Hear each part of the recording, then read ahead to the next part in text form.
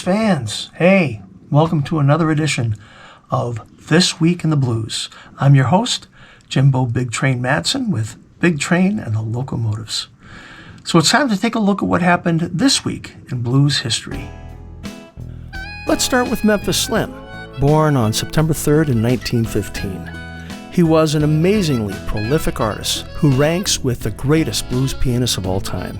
He was smart enough to take Big Bill Broonzy's advice about developing a style called his own, instead of imitating others like his idol, Roosevelt Sykes.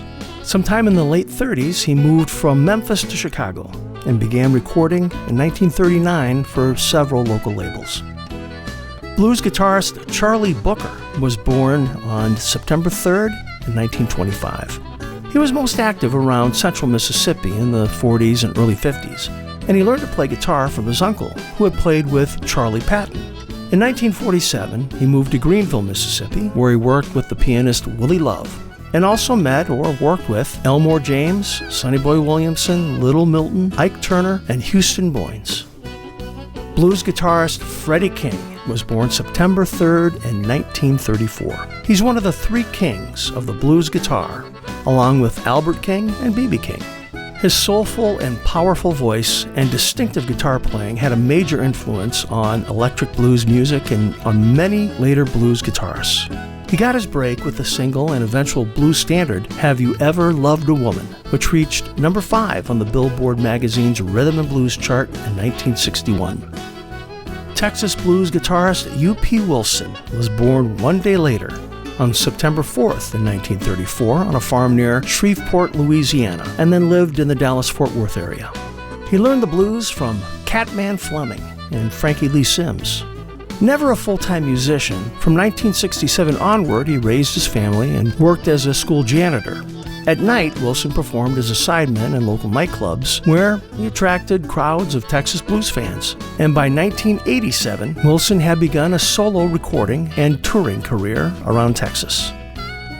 Boogie-woogie pianist MEADE Lux Lewis was born on September 4th in 1905. Along with boogie-woogie pianist Albert Ammons and Pete Johnson, they helped start the boogie-woogie craze. He played regularly in Chicago in the late 1920s, and one of his solo records at the time, Honky Tonk Train Blues, was recorded in 1927 and is still considered a classic. Over time, Lewis slipped into obscurity, but record producer John Hammond found Lewis washing cars for a living in Chicago, and soon Lewis was back on records and was able to work steadily. September 5th in 1923 marks the birthday of blues guitarist ZUZU Bollin, who was born in Frisco, Texas. The name ZUZU is believed to refer to a brand of ginger snap cookies that were popular at the time. In 1951, Bollin recorded Why Don't You Eat Where You Slept Last Night and Headlight Blues, and variously worked along Duke Robillard, Doug Sam, Booker Ervin, Percy Mayfield, and David Fathead Newman. On September 5th in 1977, Blind Willie Johnson and Chuck Berry were shot into space, never to return to Earth. Well, at least their music was. Voyager 1 space probe was launched by NASA and included a variety of world music and samples of the human voice.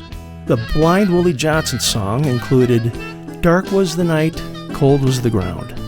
The inclusion of Berry's Johnny B. Good was controversial, with some claiming that rock music was adolescent, to which Carl Sagan replied, "You know, there are a lot of adolescents on the planet." Point made. Well done. Now on to blues pianist SUNNYLAND Slim, who was born on September 5th in 1906 in the Mississippi Delta. He adopted his colorful stage name from the title of one of his best-known songs, the mournful Sunnyland Train. After entertaining at juke joints in the Delta, Slim made Memphis his home during the late 1920s, playing Beale Street and hanging out with the likes of Little Brother Montgomery and Ma Rainey. He later moved to Chicago, helping make that city the center of post-war blues. He moved there in 1939 and set up shop as an in-demand piano man. Slim was the one that introduced Muddy Waters to the folks at Chess Records. September 6th in 1925 is the birthday of the great Jimmy Reed in Dunleith, Mississippi. His particular style of electric blues was popular with a variety of audiences in the 50s and 60s. Reed's songs include Honest I Do, Baby, What You Want Me to Do, Big Boss Band, and Bright Lights, Big City appeared on both Billboard magazine's Rhythm and Blues and Hot 100 singles charts. He had a singing style like no one else because when he sang, he would slur his words. Sang kind of like he had a mouthful of marbles. September 6th, 1926 is a birthday of blues drummer Frederick Below, Jr. He is best known for his work with Little Walter and Chess Records in the 1950s.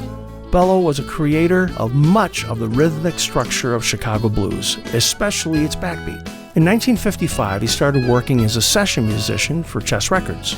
He played on hit records for Little Walter, Junior Wells, Chuck Berry, Bo Diddley, Jimmy Rogers, Elmore James, Otis Rush, Howlin' Wolf, and many, many others.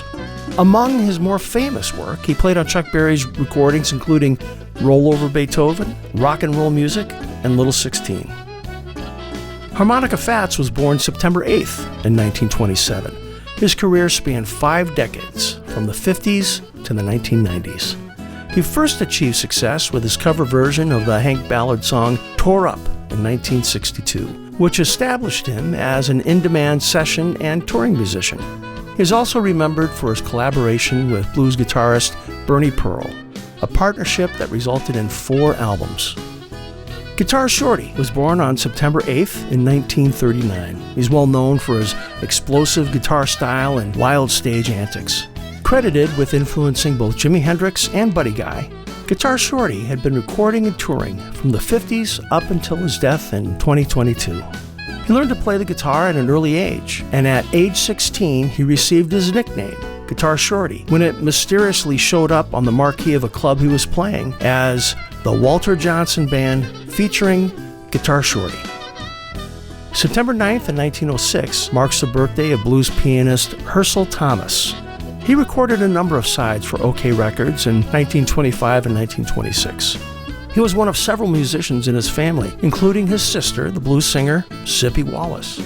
Although he died at a young age, Thomas was nonetheless an influence on the Chicago Boogie Woogie School of Pianists. Albert Ammons and Meade Lux Lewis both cited him as an influence and called the Thomas track The Fives, an essential boogie woogie track number. Well, blues fans, we just covered some of the highlights here. If you want to know more about these artists and other things that happened this week in the blues, be sure to follow our social media pages or go visit our website at bigtrainblues.com. We'll have a new episode next week, so we'll see you then.